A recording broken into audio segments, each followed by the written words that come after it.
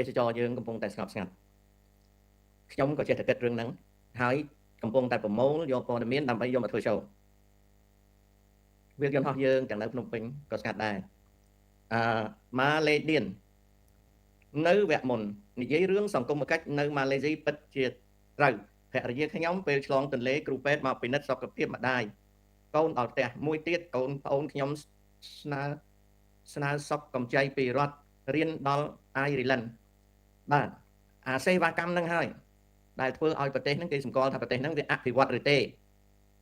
ឧទាហរណ៍ដូចនៅកម្ពុជាគេធ្វើសសបគឺជាសេវាកម្មសង្គមគិច្ចដែលចង់តាក់តែងរៀបចំឲ្យប្រទេសហើយដូចឧទាហរណ៍គេធ្វើផ្ទះជនភៀសខ្លួនអាហ្នឹងសេវាកម្មសង្គមគិច្ចហើយ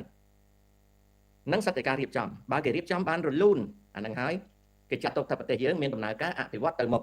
ណាហ្នឹងចឹងបសសអរគុណកុលខាប់លិតខ្ញុំជាមនុស្សមួយដែលប្រើ quotation របស់អ្នកប្រាជ្ញតែមួយចំនួនតូចទេហើយការប្រើ quotation របស់អ្នកប្រាជ្ញឬអ្នកនយោបាយមិនមែនដោយសារ favorite ទេចឹងគឺដោយសារស្ដាប់ទៅសមហេតុផលក៏យកមកប្រើតែប៉ុណ្្នឹងឯណាចឹងណាវាមានហេតុផលយកមកប្រើតែឲ្យវាคล้ายទៅជា favorite quote អត់ទេខ្ញុំអត់ចាត់ទុកថាជា favorite quote ទេ Elizabeth ឲ្យទៅចៅអំពីជំនាញដែលពេញតម្រូវការណាមួយដែលចៅក៏ដូចជាសិស្សដទៃជ្រើសរើសគឺជំនាញចំណេះវិជ្ជាគឺតកតងនឹង STEM តកតងវិទ្យាសាស្ត្របច្ចេកវិទ្យាវិស្វកម្មនិងគណិតសាស្ត្រនឹងគឺបានអនាគតរៀនឲ្យស្ទាត់ឲ្យចេះត្រឹមត្រូវគឺមានអនាគតការងាររុស្ស៊ីនៅតែមានលទ្ធភាពនាំប្រេងចេញបានទេកាត់បន្ថយច្រើនហើយរុស្ស៊ីកំពុងតែទិញប្រេងឥន្ធនៈពីឥណ្ឌាវិញពីព្រោះរោងចក្រចម្រាញ់ប្រេងនៅរុស្ស៊ីត្រូវយូក្រែនវាយខ្ទេចខ្ទីច្រើនណាស់ប៉ងមីផាណានិស្សិតនាទាហានខ្មែរដែលសិក្សាក្រៅប្រទេសមានប្រយោជន៍អ្វីខ្លះដល់ប្រទេសយើងចម្លើយស្រួលទេចៅបើចៅមានលទ្ធភាពទៅសិក្សានៅក្រៅប្រទេសចៅទៅទេចម្លើយគឺនៅត្រង់ហ្នឹងដូចខ្ញុំនៅអាមេរិក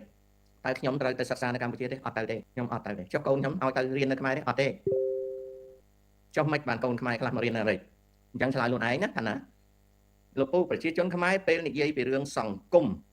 ច្រើនតែលំអៀងដោយសារគំនុំស្អប់ស្រឡាញ់មិនពឹងផ្អែកលើភាពប្រកបនិយមចំណេះដឹងឡើយពិតហើយ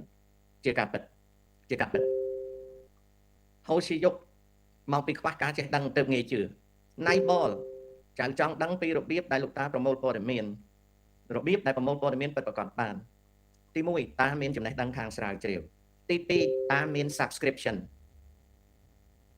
ទី3តា subscribe AI 3កន្លែងដើម្បីជួយតវ៉ានិងជួយវិភាគតាអញ្ចឹងរឿងអីតាចំណាយពេលច្រើនទាំងពេលវេលានិងលុយកាក់